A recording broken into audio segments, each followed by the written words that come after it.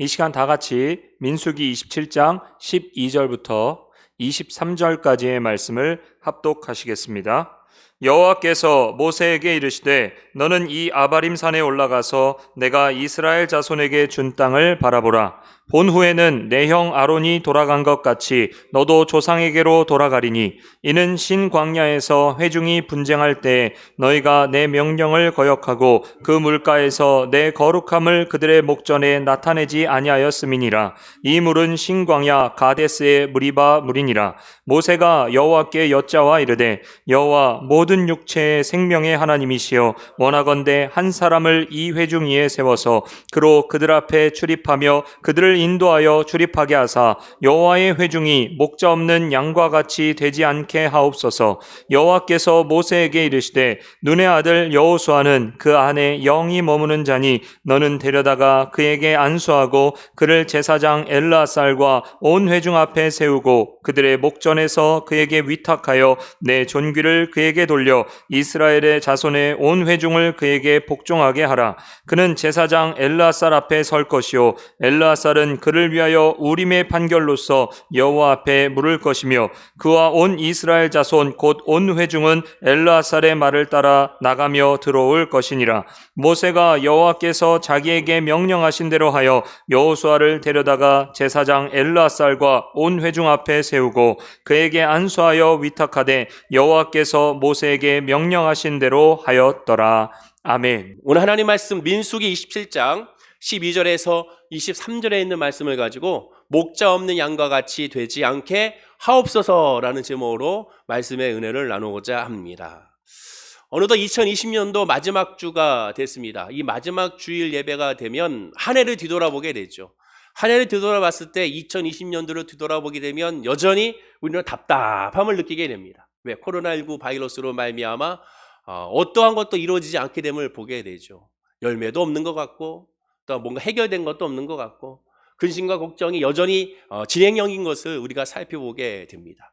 그러나 이와 같은 때 2020년도를 마지막 주일을 예배드리면서 다가오는 2020년도를 바라보는 바로 이때에 우리는 하나님의 말씀을 통하여 또 하나님의 은혜를 발견해야 될 줄로 믿습니다. 그리고 오늘 본문을 통하여 그것을 발견해야겠죠. 자, 오늘 본문의 말씀을 보면 일반적인 주제와 내용으로 살펴봤을 때 오늘 본문에 있는 내용은 여호수아가 모세의 후계자로서 이제 지명을 받은 내용이 오늘 본문의 핵심을 이루게 됩니다. 즉 오늘 본문의 결론이 결국 여호수아가 후계자가 되었기 때문에 그렇습니다. 그래서 대부분의 주석이라든가 또한 성경 큐티 책들을 보게 되면 오늘 본문의 주제 제목을 이제 여호수아가 후계자로 세웠다는 내용으로 정리되어 있는 것을 확인할 수가 있게 되는 것이죠. 그러나 본문의 말씀을 조금 더 묵상해 보면 단순하게 모세의 후계자를 세워서 여호수아로 세웠다는 내용으로 끝나는 것이 아니라 이 안에 역사하시는 하나님의 깊은 은혜를 깨달아 알 수가 있게 됩니다. 더군다나 오늘 이 모세라는 사람을 통하여 2020년도를 마감하는 우리의 신앙을 한번 되돌아 볼 수가 있다는 것이죠. 자, 그러면 오늘 본문의 시작을 즉 12절과 13절 말씀을 우리 다 함께 한번 읽어보겠습니다. 자, 시작. 여호와께서 모세에게 이르시되 너는 이 아바림 산에 올라가서 내가 이스라엘 자손에게 준 땅을 바라보라. 본 후에는 내 형 아론이 돌아간 것 같이 너도 조상에게로 돌아가리니.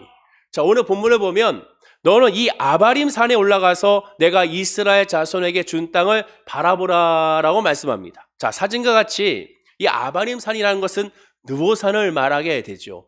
느보산의 산의 사진을 보면 다음과 같습니다. 한번 사진을 보면 광야의 척박한 그런 산인 것을 우리 확인할 수가 있게 됩니다. 자, 이 사진을 잘 여러분 기억하셨다가 나중에 말씀을 나눌 때 또 생각해 보셔야 됩니다. 자, 그런데 느보산이라고 하지 않냐? 오늘 본문을 보면 아바림산이라고 말하고 있는 것을 보게 됩니다. 그러면 다른 산일까? 그렇지가 않습니다. 여기서 말하는 이 아바림이라는 단어는 하나의 산맥에 대한 명칭입니다. 한 산맥을 말해요. 아바림이라는 것은 산맥을 말합니다. 자, 우리나라의 경우 우리는 태백산맥이라고 말하죠. 그래서 우리는 태백이라고 말하는 것과 똑같습니다. 소백산맥도 있습니다. 광주산맥도 있습니다. 또한 여러 가지 노령산맥, 사련산맥이라는 것도 있습니다. 이렇지 아바람이라는 것은 산맥을 뜻하는 말이라는 것이죠. 자, 신명기 32장 49절에 보면 더 확실합니다. 제가 읽어드리면 너는 여리고 맞은편 모압 땅에 있는 아바림 산에 올라가 느보산에 이르러 내가 이스라엘 자손에게 기업으로 주는 가나안 땅을 바라보라. 신명기 32장에 보면 정확하게 나오죠. 아바림 산에 올라가 어떻게? 느보산에 이르러 라고 말합니다. 그러면 쉬운 말로 우리나라의 예로 들게 되면 이렇게 되죠. 광주 산맥으로 올라가 북한산에 이르러 라는 말이죠. 또는 소백 산맥으로 올라가 지리산에 이르러 라는 말이 되는 겁니다. 즉 아바림 산으로 올라가 느보산에 이르라 라는 것은 이렇게 해석할 수가 있게 되죠. 따라서 다른 산이 아니라 결국 같은 산을 의미하게 되고, 그리고 느보산이 바로 아바림 산의 하나의 산맥의 한 부분인 것을 확인할 수가 있게 됩니다. 하나님은 본문에서 모세에게 계시한 율법을 이스라엘 백성들에게 다 가르치게 한 후에 느보산에 오르라고 말씀합니다.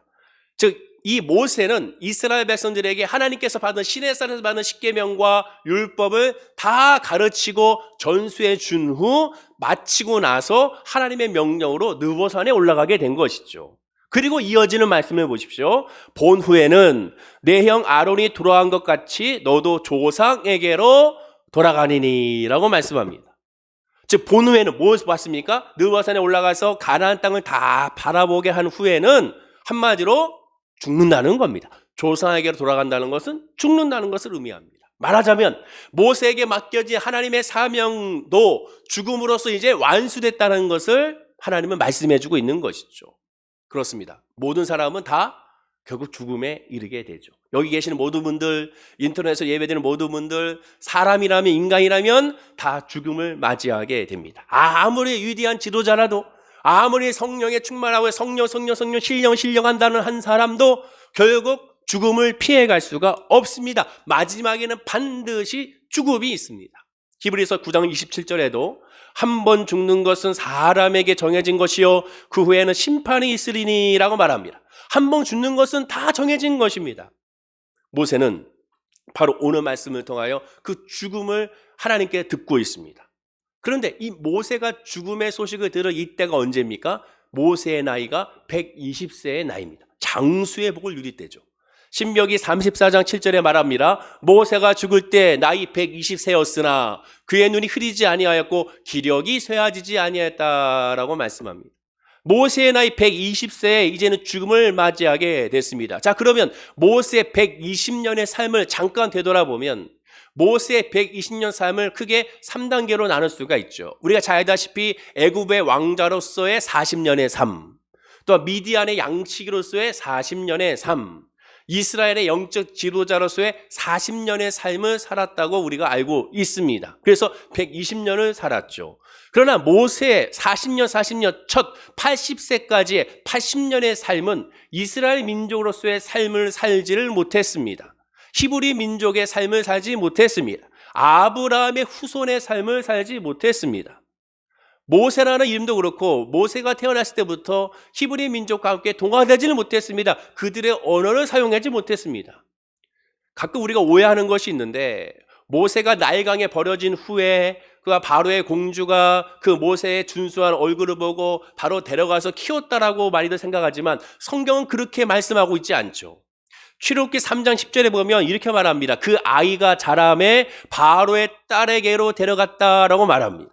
바로 그 자리에서 바로의 딸 공주가 데려간 것이 아니라 바로 그때 바로 모세의 누이 미리암이 이 아이를 키울 수 있는 유모를 소개해주고 그 유모가 친어머니였던 요게벳이었고 그 요게벳에 의해서 그 아이를 데려다가 젖을 먹이게 하고 젖을 뗄 때쯤에 그 아이가 자랐을 때 비로소 바로의 공주에게 데려가고 바로의 공주에 데려갔을 때 이 출애굽기 3장 10절에 보면 후반절에 그가 그 이름을 모세라고 지었다고 말합니다.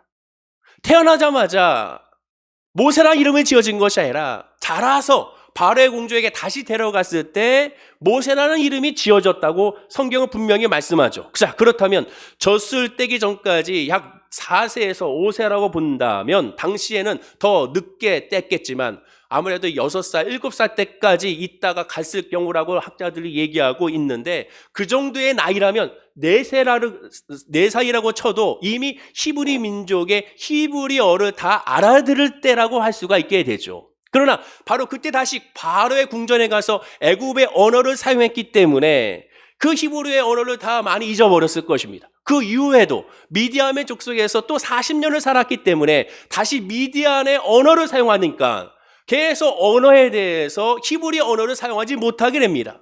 모세가 80세에 부름을 받았을 때 나는 말이 어눌하다 한 이유가 뭡니까? 바로 이 히브리 언어에 대해서 어눌하다라는 것이에요. 괜히 말하는 것이 아니라 바로 정말로 어눌할 수밖에 없으니 하나님께서 그의 형 아론을 붙여주게 된 것이죠. 즉 모세의 80년은 민족과 모국어를 떠나서 살 수밖에 없는 떠돌이의 인생이었습니다. 그리고 120년 가운데 딱 40년 만이, 마지막 40년 만이 이스라엘의 영적 지도자로서의 40년 만이 비로소 히브리 민족과 함께 생활할 수 있는 그 해였음을 발견할 수가 있게 되죠.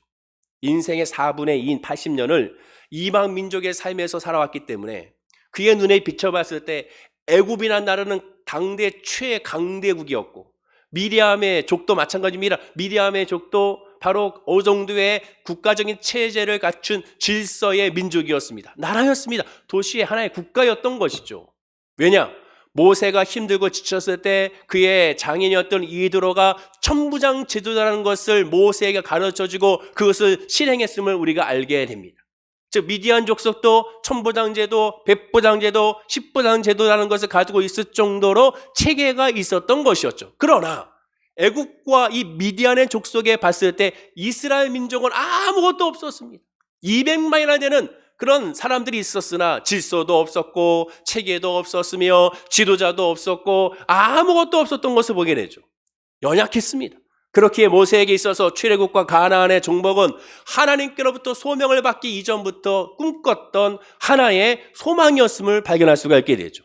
즉 지금 느보산에서 바라보는 가나안 땅은 그토록 기다리고 기다렸던 은혜와 축복의 땅이었고 하나님의 약속의 말씀을 실천되는 기적의 땅이었음을 확인하게 됩니다. 이는 마치 북에 고향을 두고 내려온 신양민들이 파주 임진각에 가서 제사 지내면서 저 북한 땅을 바라보면서 그리워하고 있는 그런 모습과 같은 모습이라고 할 수가 있게 되죠. 그런데 하나님은 모세에게 이렇게 말합니다. 너는 이 아바림 산에 올라가서 내가 이스라엘 자손에게 준 땅을 바라보라. 바라본 후에는 내 형 아론이 돌아간 것 같이 너도 조상에게로 돌아가리라. 그 땅에 들어가지 못한다는 겁니다. 그 땅에서 살 수가 없다라는 겁니다. 바라만 보고 멀리 쳐다만 보고 그 땅은 한 발자국도 들어갈 수가 없다라는 겁니다.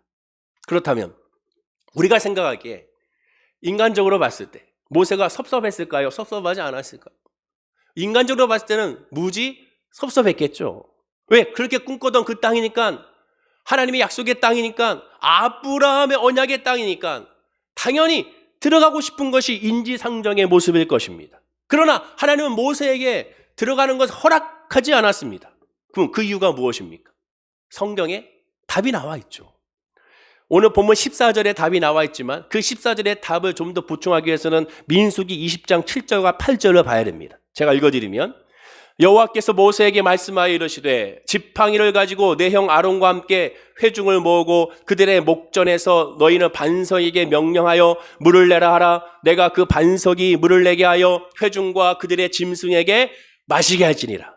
너희는 반석에게 명령하여 물을 내게 하라.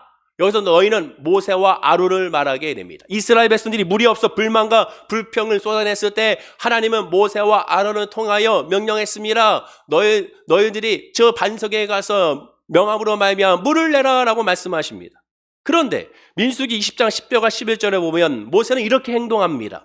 모세와 아론이 회중을 그 반석 앞에 모으고 모세가 그들에게 이르되 반역한 너희여 들으라. 우리가 너희를 위하여 이 반석에서 물을 내려 하고 모세가 그의 손을 들어 그의 지팡이로 반석을 2번 치니 물이 많이 솟아나므로 회중과 그들의 짐승이 마시니라.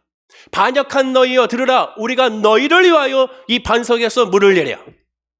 모세와 아론이 물을 내는 것이 아닙니다. 하나님이 물을 내어 주는 것이죠. 그런데 모세와 아론은 자기들이 내는 것으로 하나님의 영광을 가리게 됩니다. 이스라엘 백성들은 물이 없기에 여호와 하나님과 모세와 아론에게 우리를 광야로 인도하여 죽게 했느냐고 불만과 불평을 쏟아냈었습니다. 그래서 모세가 그의 손을 들어 그의 지팡이로 반석을 2번 치니 물이 많이 솟아나므로 회중과 그들의 짐승이 마시니라.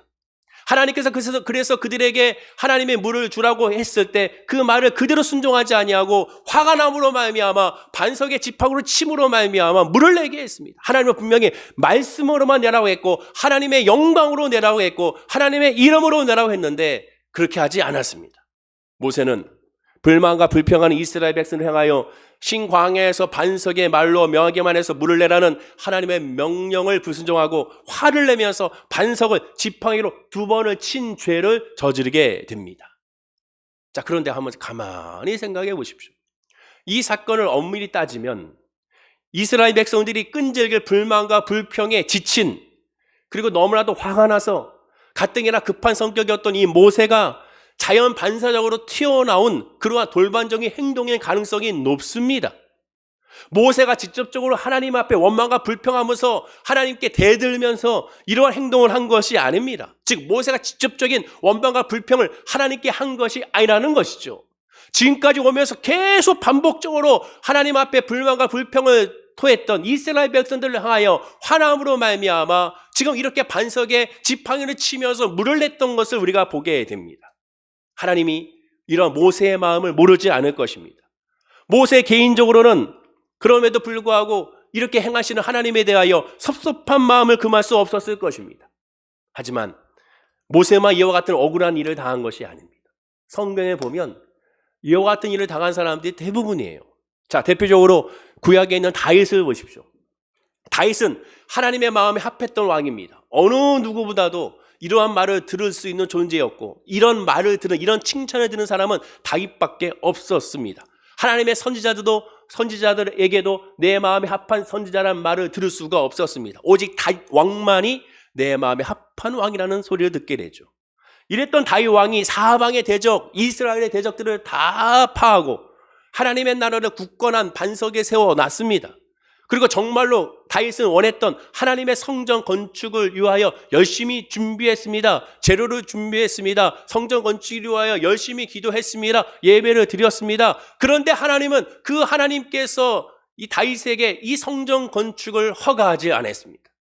다윗은 너무나도 원했으나 하나님은 성전 건축을 다윗에게 허락하지 아니하고 그의 아들 솔로몬에게 허락하게 됩니다. 사진과 같이 그래서 솔로몬 성전을 건축하게 되죠. 이에 따른 모든 재료는 다 다윗이 생전에 다 준비해 줬습니다. 솔로몬은 그 준비된 것을 가지고 짓기만 하면 됐습니다. 하나님께서 다윗에게 성전 건축을 허락하지 않는 이유를 성경은 분명히 말합니다. 역대상 22장 8절에 여호와의 말씀이 내게 임하여 이르시되 너는 피를 심히 많이 흘렸고 크게 전쟁하였느니라. 내가 내 앞에서 땅에 피를 많이 흘렸은즉 내 이름을 위하여 성전을 건축하지 못하리라. 하나님 분명히 말씀하죠. 너는 다윗아, 너는 피를 많이 흘렸기 때문에 크게 전쟁했기 때문에 하나님의 성전을 지을 수 없다라고 하나님을 말씀하십니다. 그럼 이 말을 듣는 다윗은 억울했겠습니까? 억울하지 않겠습니까? 인간적인 생각에 당연히 억울하죠. 왜? 엄밀히 따지면 다윗이 하고자 한 것이 아니라 하나님의 사명으로 이와 같은 전쟁이 일어났던 것이 아닙니까? 피를 많이 흘리도록 하나님이 그렇게 이끈 것이 아닙니까? 피를 많이 흘리도록 골리앗과 전투를 벌이게 하고 블레셋과 전투를 벌이게 하고 이스라엘의 사방의 대적들을 하나님의 다윗을 사용하셔서 전쟁에 승리하게 하셨고 그 수많은 피가 나온 것을 보게 됩니다. 다윗도 억울하죠. 신약에서는 바울을 보십시오. 바울은 예수님의 사역과 십자가의 죽음을 신학적으로 체계적으로 정리한 사람입니다. 오늘날의 기독교라는 이 교리 체계를 하나하나 다 완성한 사람이 사도 바울입니다. 또한 바울은 가는 곳곳에 선교 여행을 통하여 교회를 세우고 그리스도의 복음을 가르치고 제자를 훈련시켰습니다. 바울 혼자서 오늘날의 기독교를 완성시켰다고 할 정도로, 과언이 아닐 정도로 사도 바울은 위대한 신학자였으며 복음 전파자였으며 설교자였고 교사였음을 우리가 알게 되죠. 그런데 이러한 바울의 삶의 마감은 어땠습니까? 사도행전에서 말씀하는 것처럼 사도 바울은 로마의 지하 감옥에서 두렵고 춥고 더럽고 냄새나고 습하고 어두운 그러한 로마의 지하 감옥에서 쓸쓸하게 죽음을 맞이하게 됩니다. 이만큼 하나님의 일을 감당했으면 적어도 죽음만큼은 편안해지지 않겠느냐라고 생각할지 모르지만 너무나도 비참하고 쓸쓸한 죽음을 맞이하게 됩니다. 예수님의 제자들을 보십시오.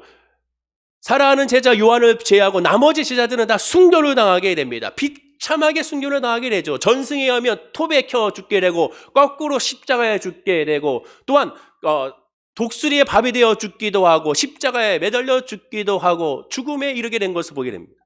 잔인하고 비참한 죽음을 당하게 되죠. 사자의 밥이 됐습니다. 초대교회 성도들은 사자의 밥이 되고 순교를 당하게 되죠.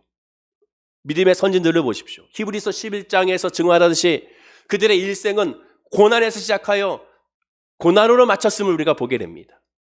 현실적인 복으로 시작하여 현실적인 복을 받은 사람들은 많지가 않았습니다. 아니 사실상 보이지가 않습니다. 늘 힘들고 어렵고 왜곡되고 소외되고 오해받고 상처받고 욕을 먹는 상태에서 하나님의 은혜로 살아온 사람들이 바로 성경의 인물들이었습니다. 그리고 히브리서 11장에 나와 있는 믿음의 위인들이었습니다. 그런데 가만히 보면 현실적으로 복받은 사람도 있어요. 현실의 복을 시작하여 현실의 복으로 마친 사람이 한 명 등장합니다. 바로 누굽니까? 솔로몬이죠.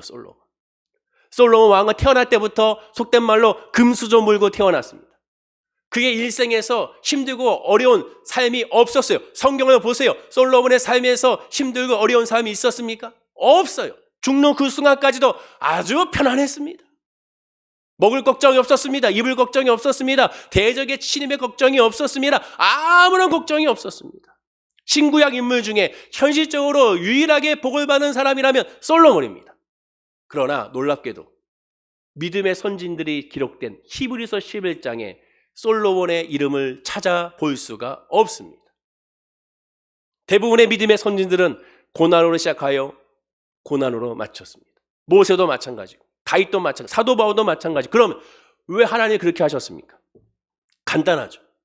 그것이 하나님의 계획이고 하나님의 뜻이고 하나님의 섭리요 나아가 하나님의 은혜입니다.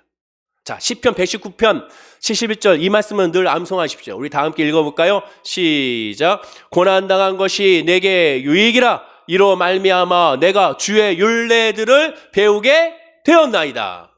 공동번역으로 보면 고생도 나에게 유익한 일 그것이 당신 뜻을 알려줍니다.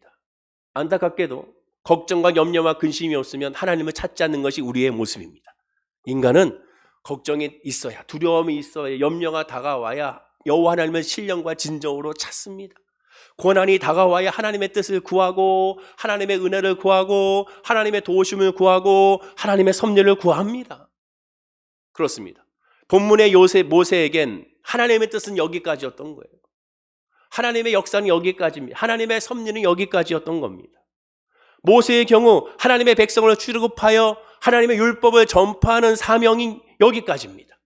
또 이것을 마칠 때 인생의 마침표를 찍게되는 것이 하나님의 뜻이고 하나님의 계획이고 하나님의 섭리입니다. 그것이 하나님의 계획이에요. 토기장이가 그릇을 만들었을 때 그 그릇을 사용하는 목적을 만들었을 때 그 그릇이 나는 왜 이런 목적으로 사용했냐고 따질 수가 없다고 성경은 말합니다.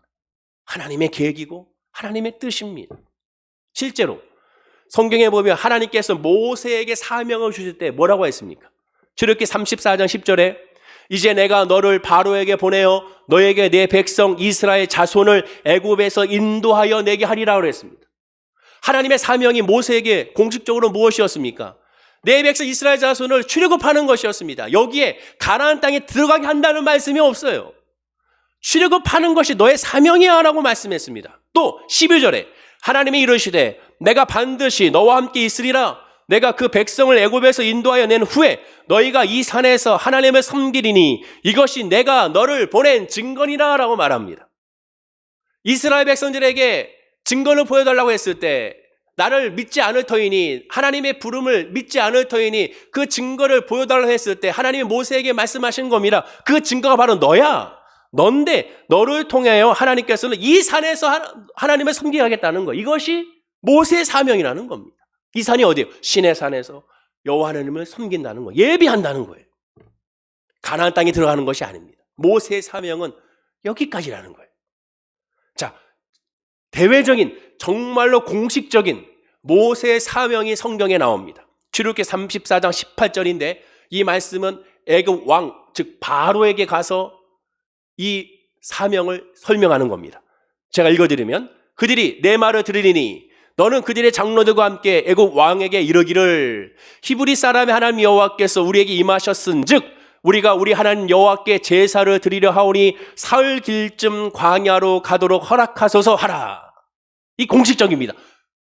애굽 왕에게 즉 바로에게 가서 공식적으로 모세의 사명이 무엇인지를 설명하고 있고 거기에 있는 제사장들, 거기에 있는 정치 지도자들에게 지금 모세의 사명을 말합니다. 그것은 뭡니까? 하나님 여호와께서 우리에게 임하셨은즉 우리가 우리 하나님 여호와께 제사를 드리려 예배를 드리려 하오니 사흘 길쯤 광야로 가도록 허락하소서. 이것이 모세의 사명입니다. 공식적인 대외 공식적인 사명이죠. 가나안 땅에 들어가는 것이 아니에요. 사흘 길쯤 가다가 광야에서 하나님을 예배하는 것, 그것이 목적인 겁니다. 모세의 삶은 여기까지라는 거예요. 다윗의 경우 난공불락에 예루살렘을 정복하고 모든 악기를 동원하여 찬양하고 스스로 춤을 추며 여호와 하나님의 언약궤 법궤를 예루살렘 성으로 다시 옮겨오는 것, 거기까지가 바로 다윗의 사명이었습니다. 사진과 같이 이게 춤을 추며 오는 것이 그의 사명이었어요. 하나님이 계획하지 않는 일을 아무리 믿음의 종이라 성령 충만한 종이라 하더라도 인간이 스스로 더할 수가 없습니다. 여기까지인 거예요. 하나님의 사명을 아는 사람은 그 사명 안에서 만족을 누리고 그 안에서 은혜를 누리는 겁니다. 나는 믿음을 할 수 있다 하면 된다. 물론 당연하죠. 그러나 하나님의 사명과 뜻 안에서 할 수 있고 하면 되는 겁니다. 그것을 넘어가는 순간, 하나님을 넘어가는 순간 그것이 바로 하나님 앞에 불순종하게 되는 것이고 하나님을 섬기는 것이 아니라 자기를 섬기게 되는 것입니다. 여호와 하나님의 이름으로 결국 나를 섬기라는 것이죠. 하나님이 계획하지 않은 일을 우리는 할 수가 없습니다. 또 하나님이 계획한 것이라면 어느 누구도 방해할 수가 없습니다. 하나님이 이루시기 때문에 그렇습니다. 모세나 다윗은 이것을 알았어요. 하나님의 사명을 알았어요. 하나님이 자기들에게 평생토록 행하도록 맡긴 일이 무엇인지를 알았습니다. 정확히 알았습니다. 그리고 그것을 실현하는데 자신의 모든 것을 바칩니다. 자, 오늘 본문을 보십시오. 하나님이 너는 느보산에서 저 땅을 바라봐. 그리고 너는 가지 못할 거 했을 때 하나님 너무하십니다라고 하지 않았습니다. 원망과 불평하지 않았습니다. 다윗도 마찬가지입니다. 왜? 하나님의 사명을 아는 사람이기 때문에 그렇습니다. 그리고 간절히 기도하면서 하나님의 손을 잡고 좌로라 우노라 치주지 아니하고 믿음으로 걸어가기를 원했습니다. 모세는 시내 광야 반석에서 불순종했을 때 가나안 땅에 들어가지 못한 통보를 받았습니다. 그러나 그는 탄식하지 않았습니다. 오히려 은혜임을 여겼습니다. 왜 은혜로 여겼습니까? 생각해 보십시오. 모세는 가나안 땅은 이미 정탐꾼들의 보고로 40년에 들었습니다. 여호와 하나님께서 400년 전에 아브라함의 언약으로 말미암아 이미 주신 땅이라고 또한 들어왔습니다. 그런데 지금 눈으로 보게 됐습니다. 그런데 왜 못 들어갔는데 은혜가 되느냐? 자, 다시 한번 성경을 보십시오. 모세의 나이 120세라고 말합니다. 모세의 나이 120세에 하나님은 아브라함 산에 올라가서 내가 이스라엘에게 준 땅을 바라보라고 하셨습니다. 자, 사진을 보십시오. 2000년도에 교황 요하노 바오로 2세가 지금 느보산에 올라가 모세가 바라봤다라는 그곳에 모세 기념교회를 세운 곳에서 지금 바라보고 있습니다. 요한 바오로 2세가 지금 올라가서 지금 바라보는데 이 산이 아까 처음에 봤던 그런 산 그 모습을 상상해 그곳을 올라간다고 생각해 보세요. 120세 할아버지가 교황 요하노 바오로 2세가 이 산을 걸어서 올라간 겁니까? 아니에요. 차 타고 올라갔습니다. 얼마나 힘든지 아십니까? 저도 40대 중반이지만 부끄럽게도 이 광운대학교 후문에 그 언덕에 올라가는데 거기 올라가도 허헉거리는데 지금 이 느보산에 이 120세 할아버지가 올라가고 있는 거예요. 거기를 올라가고 있습니다. 그 다음 사진을 보십시오. 이렇게 올라가서 지금 모세처럼 쫙 바라보고 있는 거예요. 그런데 성경은 뭐라고 말합니까? 이렇게 말하죠. 그의 눈이 모세의 눈이 흐리지 아니하였고 기력이 쇠하지 아니하였다. 한마디로 얘기하면 뭐예요? 산에 올라가는데 지치지 않았습니다. 올라가서 저 땅을 바라보는데 아버지요 제가 120살 할아버지라 노안이 와서 안 보입니다. 그런 말이 없어요. 너무나도 잘 보입니다. 너무나도 잘 볼 수 있습니다. 그 땅을 훤히 볼 수가 있어요. 건강한 모습으로 볼 수가 있습니다. 가나안 땅을 멀리까지 선명하게 잘 볼 수 있다는 그 자체가 1차적인 눈이 흐리지 않았다는 뜻입니다.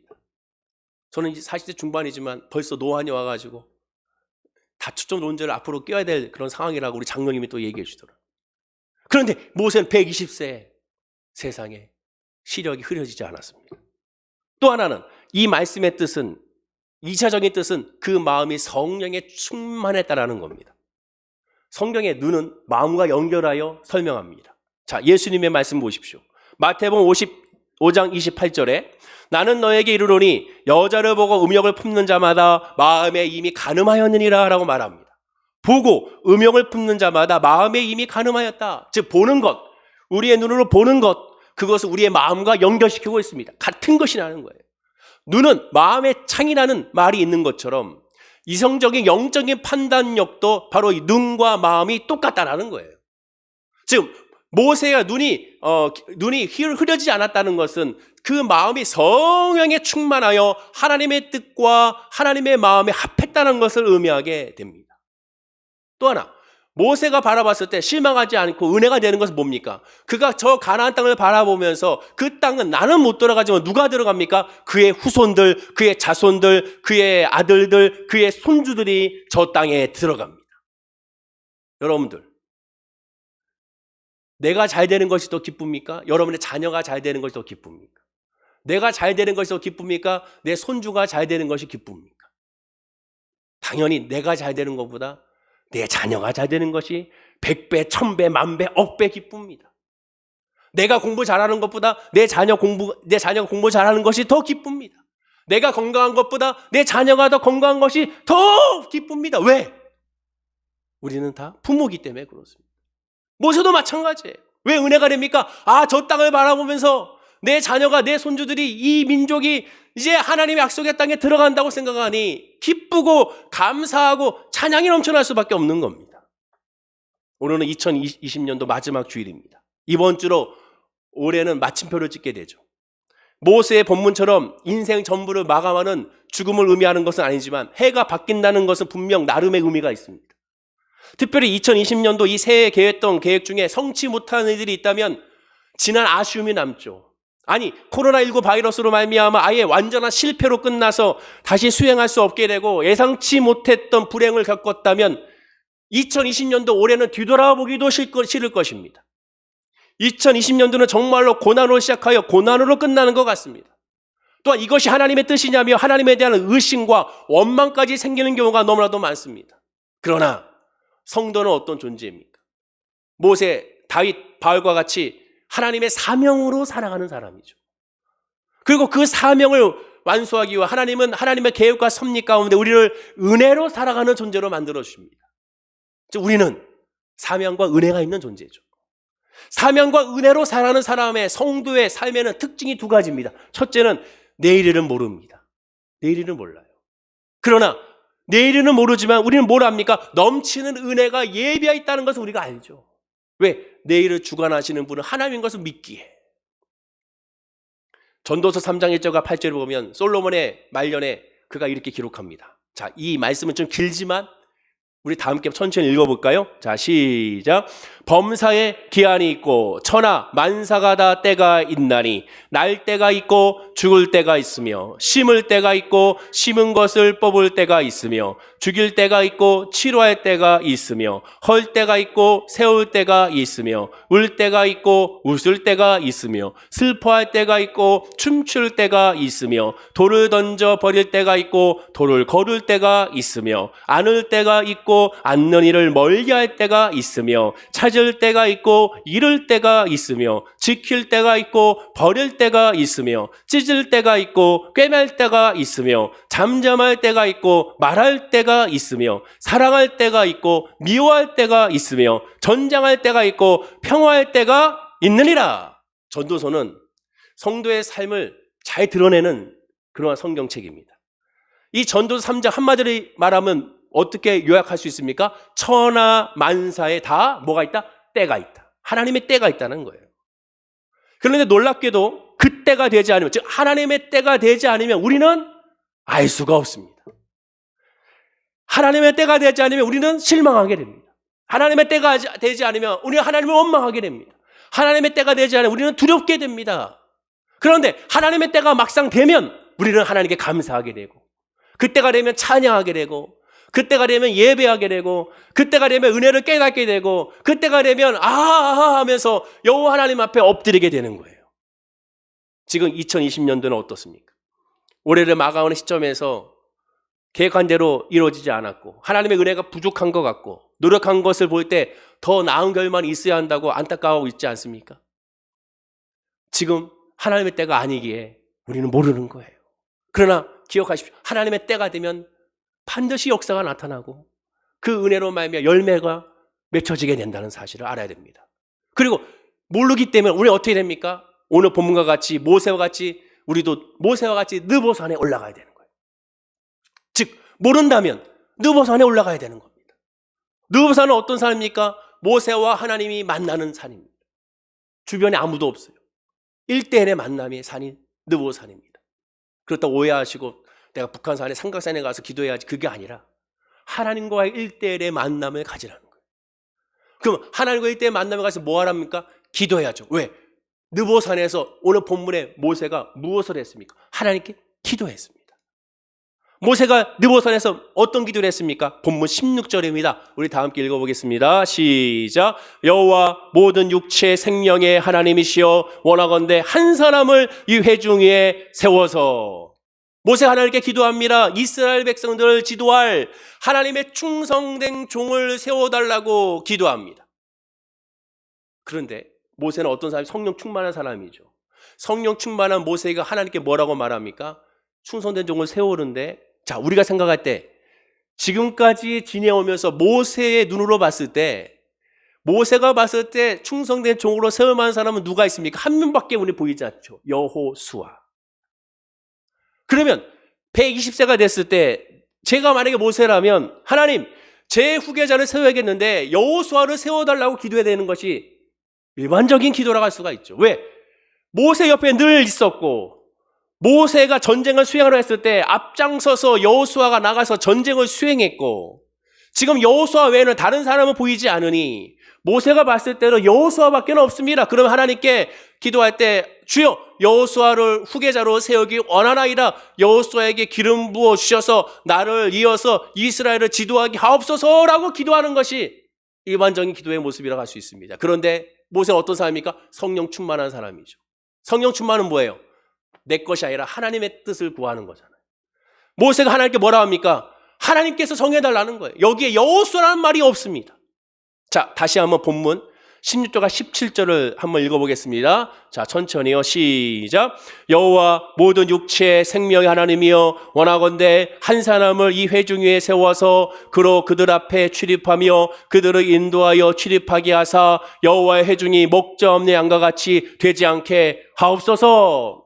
한 사람을 세워달라고 기도하는데, 그런데 그 한 사람의 후계자가 이스라엘 민족을 놓고 이스라엘 민족을 강하게 한다거나 이스라엘 민족의 전쟁에 승리하게 한다던가, 이스라엘 민족에 어려움이 없게 한다던가, 이스라엘 민족에 배고픔이 없게 한다던가, 이스라엘 민족에 갈증이 없게 한다던가, 그런 것을 구하지 않았습니다. 원하건대 한 사람을 이 회중 위에 세워서 그로 그들 앞에 출입하며 그들을 인도하여 출입하게 하사 이스라엘 민족보다 앞서가게 해달라는 거예요. 그리고 어떻게 하게 해달라? 마지막은 여호와의 회중이 목자 없는 양과 같이 되지 않게 하옵달라고 기도하고 있습니다. 공동목역으로 보면 그들의 앞장을 서서 드나들 사람, 그들을 이끌고 나가고 이끌고 들어올 사람을 세워주시옵소서. 야훼의 회중을 목자 없는 양 떼처럼 버려두지 마옵소서라고 기도했습니다. 참으로 주목해야 될 기도죠. 느보산에 올라가서 자기는 가지 못하지만 미래에 알 수 없는 그 땅을 향하여 모세가 기도한 것은, 모세가 구한 것은 절절하게 가나안 땅의 정복을 구한 것이 아니요, 이스라엘의 반듯한 나라로 세워달라고 구한 것도 아니요, 전쟁의 승리를 구한 것도 아니요, 오직 여호와로 바로 알고 하나님을 깨달아 여호와 하나님이 나의 목자라는 사실, 이스라엘 백성의 목자라는 사실, 그것을 깨달아 목자 없는 양과 같은 삶을 살지 않게 해달라고 구하는, 한마디로 여호와 하나님을 구하는, 믿음을 구하는 것이 모세의 기도의 처음이자 마지막이었습니다.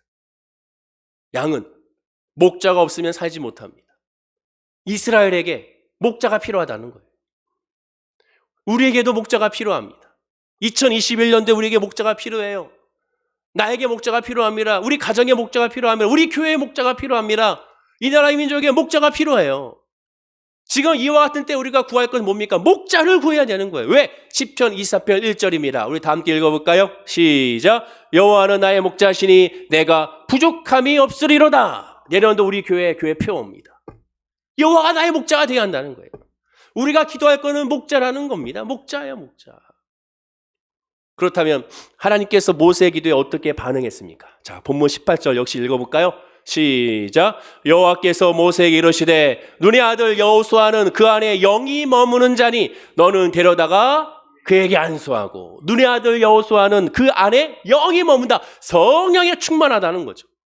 하나님은 하나님의 영이 머무는 여호수아에게 지휘권을 위임하라고 명했습니다.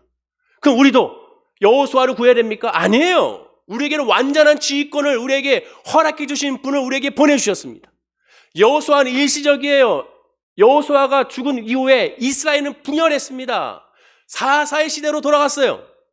그러나 우리에게는 하나님의 영원한 지도자, 영원한 우리의 돕는 자, 영원한 우리의 동행자를 우리에게 보내주셨습니다. 누굽니까? 요한복음 14장 16절입니다. 읽어볼까요? 시작. 내가 아버지께 구하겠으니 그가 또 다른 보혜사를 너에게 주사 영원토록 너희와 함께 있게 하리니. 지난 성탄절에 말씀드린 것처럼 여호수아는 바로 예수합니다. 모세도 예수를 예표하게 되죠. 모세를 뒤와 여호수아를 하나님 보내주신 것처럼 예수 그리스도를 뒤를 이어 우리에게 무엇을 보내주십니까? 보혜사 성령을 우리에게 보내주십니다. 요한복음 14장 26절입니다. 읽어볼까요? 시작. 보혜사 곧 아버지께서 내 이름으로 보내실 성령 그가 너희에게 모든 것을 가르치고 내가 너희에게 말한 모든 것을 생각나게 하시리라. 보혜사를 우리에게 보내주신다는 거예요. 보혜사. 그러므로 2020년도에 우리가 구할 것은 뭡니까? 코로나19가 빨리 종식되게 해달라고 구해야 됩니까? 물론 구해야 됩니다. 그러나 그거보다 먼저 구해야 될 것은 보혜사 성령을 구해야 됩니다. 목자를 구해야 됩니다. 즉 우리가 구할 건 여호와 하나님입니다. 애타게 구하고 찾고 또 구하고 찾고 늘 예배 때마다 구하고 찾고 구하고 찾는 것은 성령을 구해야 되고 보혜사 성령의 인도하심을 구해야 되고 하나님의 은혜 가운데서 목자 없는 양과 같이 되지 않게 달라고 구해야 됩니다. 그것을 가장 두려워해야 되는 거예요.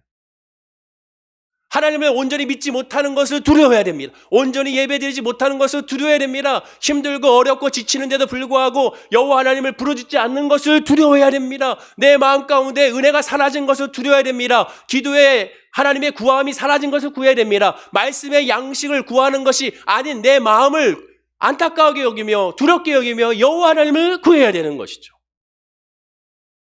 그리고 하나님을 구할 때 성령께서는 우리와 함께 하신다고 말씀하게 됩니다. 그리고 바로 그때 우리는 깨닫게 됩니다. 고난으로 시작하여 고난으로 끝나는 것 같지만 그러나 세상이 알 수 없는 은혜와 평강이 우리의 마음을 지키셔서 결국 이것이 우리에게는 저주가 되는 것이 아니라 상처가 되는 것이 아니라 어려움이 되는 것이 아니라 기회가 되고 도움닫기가 되어 상상할 수 없는 크고 비밀한 역사가 우리의 삶 가운데 펼쳐난다는 사실을 깨닫고 감사하게 되는 것이죠. 남들은 2021년도를 지금 흑암의 한 해로 보고 있습니다. 내년도도 아무것도 하지 못하는 절망의 해로 벌써 바라보고 있고 실제적으로는 2024년까지 코로나19의 바이러스의 사태는 그치지 않을 것이라고 전문가들은 말합니다. 왜 그렇습니까? 백신이 나와도 백신이 전 세계에 다 맞아야 결국 끝나기 때문에 그래요. 우리나라만 끝나는 것이 아니라 저기 모든 개발도상국, 후진국까지도 다 맞아야 끝나게 되면 그때가 2024년도라고 보고 있습니다. 태국 선교사님께서도 지금 태국에 가셨는데 걱정하는 것이 뭡니까? 태국 선교사님 계시는 그런 시골 마을, 거기까지 백신이 가려면 얼마나 걸려야 될까요? 오랜 시간이 걸립니다. 그래서 많은 사람들은 내년도도 심지어 내후년에 이르기까지 흑암의 해라고 바라보고 있습니다. 그러나 우리는 하나님을 바라보는 믿음의 사람이기에 하나님과 동행하기에 그 안에도 은혜가 있고 그 안에 분명 하나님의 계획이 있고 그 뜻이 있으니 그것을 우리가 발견하고 기도하고 간구해야 되는 겁니다.